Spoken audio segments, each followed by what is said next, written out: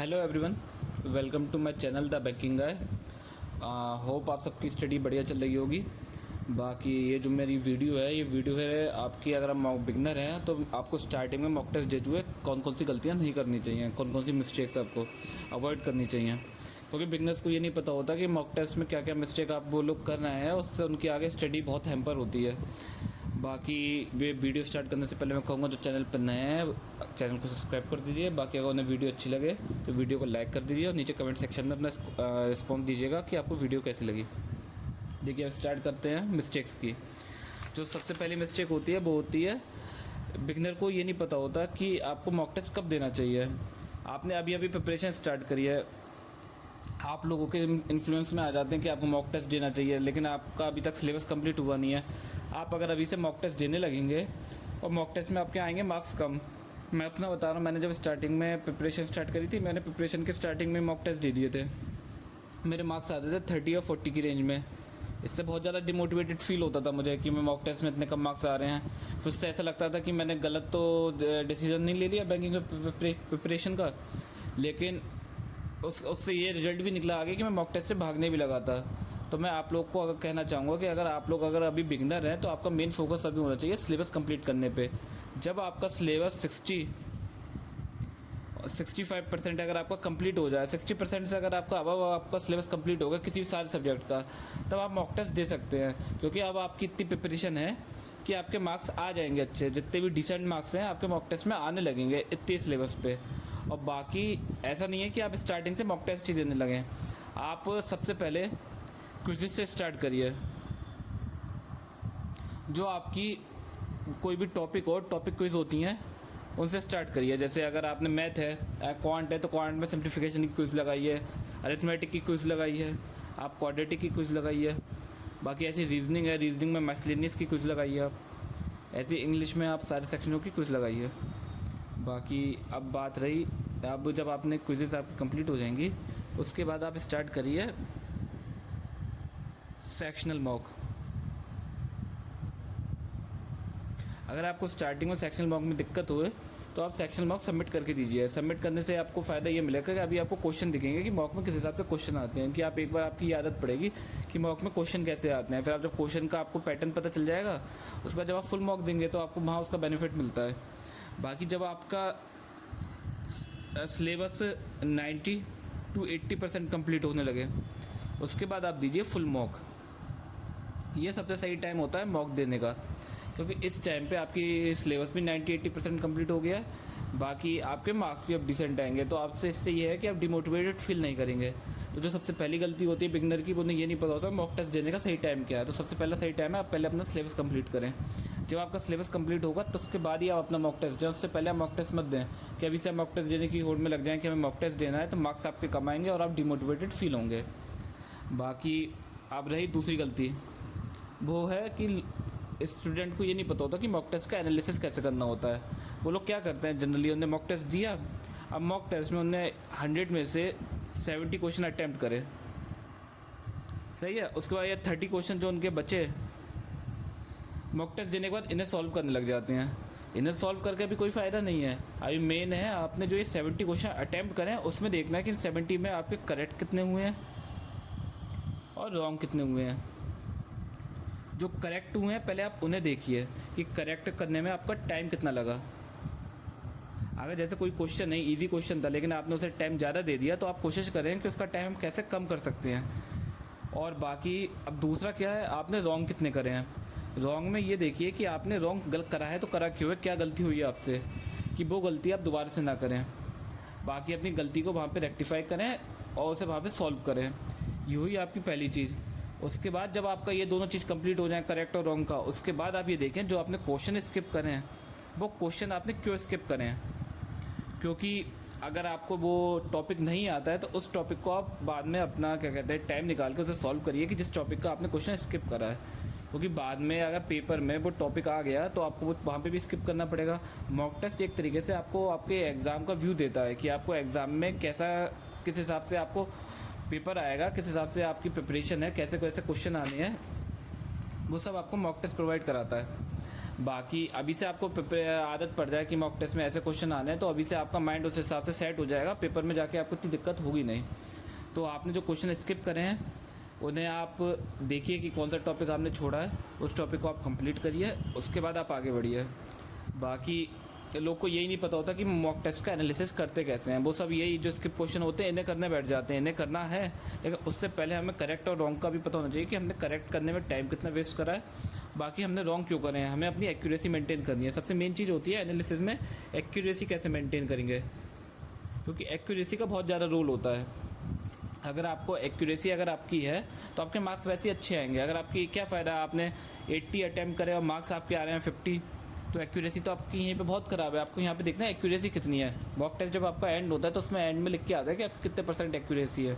तो कोशिश करिए, अगर आप बिगनर हैं तो 85% अब तो आप अपनी एक्यूरेसी रखिए बिगनर के केस में। बाकी ज़्यादा बढ़िया होगा अगर आप अपनी एक्यूरेसी 90+ अब रखें, ठीक।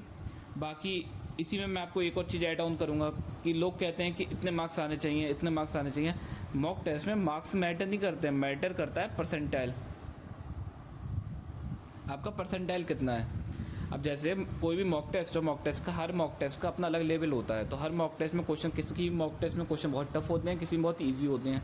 अगर आपको मेन चीज़ वहाँ पे आपको ये नहीं देखना है कि हमें 100 में से 70 मार्क्स चाहिए ही चाहिए, इससे मतलब नहीं है। कभी कभी आपके 50 मार्क्स में भी परसेंटाइल 90+ हो जाता है। आप कोशिश करें अपना परसेंटाइल बढ़ाने की। अगर आप बिगनर हैं तो बिगनर के केस में मैं कहूँगा आपको परसेंटाइल 85+ होना चाहिए परसेंट में। और अगर आपकी प्रिपरेशन को थोड़ा टाइम हो गया तो कोशिश करें कोई भी मॉक टेस्ट दें, परसेंटाइल अपना 90+ रखें, 90% में। भाई परसेंटाइल के साथ आप अपना देख सकते हैं रैंक। मॉक टेस्ट में आपको रैंक भी शो होती है कि आपकी रैंक क्या है। अब आपकी रैंक, जैसे अब 10,000 लोगों ने मॉक टेस्ट दिया और आपकी रैंक आ रही है 8,000, क्या फ़ायदा। आप अभी ये समझें तो आप 8,000 आ रही है, आपसे ज़्यादा 7,999 लोग आपसे आगे चल रहे हैं। ये आपको एक तरीके से कंपटीशन शो करता है कि कितने लोग आपसे आगे हैं। तो आपको रैंक पे भी देखना है कि आपकी रैंक कितनी है, रैंक को भी आप अपनी मेंटेन करके रखिए। ये तो देखिए हुआ मॉक टेस्ट का एनालिसिस। बाकी अब रही तीसरी गलती जो स्टूडेंट करते हैं, वो अपनी वीकनेस को ओवरकम नहीं करते। जैसे मैंने अभी पिछले बार में बताया था कि जैसे अब आपने मॉक टेस्ट दे रहे हैं, अब बात रही क्वांट की। अब वो लोग जितने भी स्टूडेंट हैं मैक्सिमम अरिथमेटिक को स्किप करते हैं। अरिथमेटिक आ रही है उसे स्किप कर दो। ये अरिथमेटिक में कुछ टॉपिक हैं जैसे प्रोबेबिलिटी, इसे स्किप कर देते हैं। मेंसुरेशन के टॉपिक को स्किप करते हैं क्योंकि फॉर्मूले होते हैं।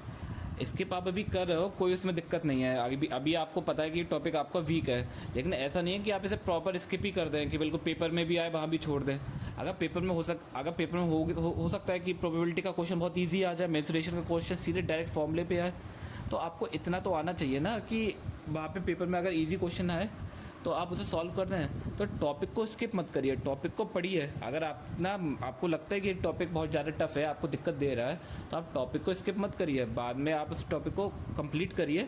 बाकी जो क्वेश्चन आपको ईजी लगते हैं उन्हें करिए, लेकिन टॉपिक की थोड़ी नॉलेज होनी चाहिए। आप ऐसा नहीं है बिल्कुल आप किसी भी टॉपिक को स्किप कर दें, आपको अपनी वीकनेस पता होनी चाहिए। जैसे मुझे अपनी वीकनेस पता है, इंग्लिश में मुझसे पीजे इतने नहीं बनते, लेकिन ऐसा नहीं है कि मैं इसे छोड़ दूंगा। अगर पेपर में आएगा, पेपर में अगर इजी पैराजंबल आता है तो मैं कर देता हूँ, 5 के 5 करता हूँ। लेकिन जहाँ टफ आता है वहाँ मुझे पता है कि मुझे फर्स्ट और लास्ट देखना है, बस मैं इतना ही 2 करता हूँ, 3 के बीच के तीनों छोड़ देता हूँ मुझे, क्योंकि अपनी एक्यूरेसी मेंटेन करनी होती है इंग्लिश के केस में। तो आपको आपकी वीकनेस का पता होना चाहिए, वीकनेस को आपको ओवरकम करना चाहिए। ऐसी बात रही रीजनिंग की, मुझे पता है मुझे कौन से पजल बनाने, कौन से पजल नहीं बनाने। मैं अनसर्टेनिटी वाला पजल मैं बहुत ज़्यादा स्किप करता हूँ, मैं कभी इसे बनाता ही नहीं हूँ। लेकिन ऐसा नहीं है कि मुझे अनसर्टेनिटी वाले बनाने नहीं आते, मैं स्किप करता हूँ। लेकिन मैंने इतनी उसकी प्रैक्टिस करी है कि अगर कभी कोई पेपर में इजी अनसर्टेनिटी का पजल आ गया तो मैं उसे वहाँ पे बना सकता हूँ। तो ऐसा नहीं है कि अगर आपको कोई चीज़ टफ लग रही है तो आप उसे बिल्कुल छोड़ दें, आपको उतना उसे आना चाहिए कि आप उसे सॉल्व कर सकें। तो अपनी वीकनेस को ओवरकम करना आपको मॉक टेस्ट से ही पता चलेगा। तो आप मॉक टेस्ट जितने ज़्यादा देंगे आपको उतनी आपकी वीकनेस का पता चलेगा। बाकी जो सबसे बड़ी गलती होती है बिगनर्स की, स्टूडेंट की, वो मेनली एक ही मॉक टेस्ट पे रिलाई करते हैं। अब जैसे मैं बता रहा हूँ, मैक्सिमम बिगनर होते हैं वो टेक्स्ट बुक परचेज़ करके रखते हैं। अब आप टेक्स्ट बुक के ही मॉक दे रहे हैं तो आपको टेक्स्ट बुक भी एक ही तरीके के क्वेश्चन देगा सारे मॉक्स में। ऐसा नहीं है कि हर मॉक्स में क्वेश्चन का पैटर्न बदल देगा। तो आपको आदत भी एक ही तरीके के क्वेश्चन की सॉल्व करने की हो जाएगी। जब एग्ज़ाम में अलग पैटर्न के क्वेश्चन आएंगे तो वहाँ आप जाके कंफ्यूज हो जाएंगे, आपको टफ लगने लगेगा। तो ये प्रॉब्लम आपको एग्ज़ाम में ना हो तो आप कोशिश करिए कम से कम 2 मॉक परचेज़ करें। एक थोड़ा सा ईजी में करें और दूसरा थोड़ा सा मॉडरेट टू हाई वाला करें। अब बात रही मैंने कौन से मॉक टेस्ट परचेज करे थे। मैंने देखिए एक तो लिया था प्रैक्टिस मॉक,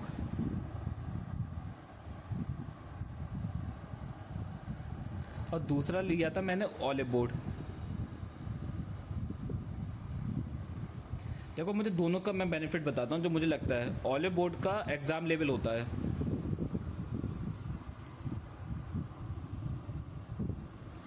आप इसके क्वेश्चन इतने टफ नहीं होते ओले बोर्ड के केस में। तो ये एग्जाम लेवल मॉक होता है कि अगर आपने ओले बोर्ड के मॉक देने लगे तो हाँ आपको लगेगा कि थोड़ा कॉन्फिडेंस आएगा ये मॉक देके कि हाँ एग्जाम में मेरे क्वेश्चन बनने लगेंगे। और प्रैक्टिस मॉक का एग्ज़ाम से अबव होता है। तो ये मॉक मैं तब देता था जब मैं ओले बोर्ड का मॉक मैंने जैसे पहले दिन ओले बोर्ड का मॉक दिया, मुझे लगने लगा हाँ मेरा कॉन्फिडेंस बहुत हाई हो गया। उसके बाद सीधे मैं प्रैक्टिस मॉक के मॉक देता था। प्रैक्टिस मॉक के मॉक मेरा कॉन्फिडेंस बिल्कुल लो कर देते थे। लेकिन ये जो लो करते थे ना, इसका बेनिफिट आपको पेपर में मिलेगा कि जब आपको पेपर थोड़ा टफ आता है ना तो आपको वहाँ बेनिफिट मिलता है कि अगर आपने थोड़ा मॉडरेट मॉक लगाया है ना, तो मॉडरेट मॉक लगाने से आपको ये पता होता है कि पेपर में आपको क्वेश्चन कौन से अटैम्प्ट करने हैं। मॉडरेट भी अगर पेपर आ गया तो मॉडरेट मॉक आपको ये बताता है कि जैसे पेपर अगर कोई टफ आ गया, जैसे SBI PO का पेपर इस बार प्रीलिम्स बहुत टफ आया था, तो उससे मुझे ये फ़ायदा मिला कि जब प्रीलिम्स हुए तो मुझे कौन से क्वेश्चन स्किप करने हैं, कौन से क्वेश्चन मुझे अटैम्प्ट करने हैं। जब मॉडरेट पेपर होता है ये आपको मॉडरेट मॉक लगाने से ही पता चलता है। इजी मॉक तो हर कोई लगा लेगा, अगर आपको इजी मॉक है आप तो 100 में से 80 75 सब ले आएंगे, वो कोई बड़ी बात नहीं है। मेन चीज़ होती है मॉडरेट मॉक में मार्क्स स्कोर करना, क्योंकि मॉडरेट के केस में ना दिमाग पे बहुत ज़्यादा प्रेशर पड़ता है।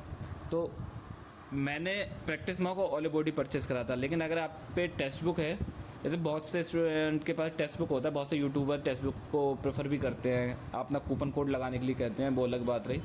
लेकिन टेक्स्ट बुक भी सही है, मैं इतना गलत भी नहीं कहूँगा उसे। तो अगर आप पे टेक्स्ट बुक है तो आप प्रैक्टिस मॉक ज़रूर लीजिए अगर आप ले सकते हैं। नहीं तो अगर आपने कोई भी अभी मॉक टेस्ट नहीं लिया तो मैं अपनी सलाह दूंगा कि आप ओले बोर्ड और प्रैक्टिस मॉक लीजिए। दोनों बढ़िया मॉक हैं और दोनों मॉक दीजिए। पहले आप ओले बोर्ड का दीजिए, ओले बोर्ड आपको कॉन्फिडेंस जैसे ही बढ़ाएगा, उसके बाद अपना प्रैक्टिस मॉक का दीजिए। प्रैक्टिस मॉक आपका कॉन्फिडेंस उतना ही लो कर देगा, तो कॉन्फिडेंस आपका बैलेंस रहेगा मॉक देने से। बाकी ये तो रही मॉक पे वीडियो। अगर आपको वीडियो अच्छी लगी तो वीडियो लाइक कर दीजिए और चैनल को सब्सक्राइब कर दीजिए। Thank you very much.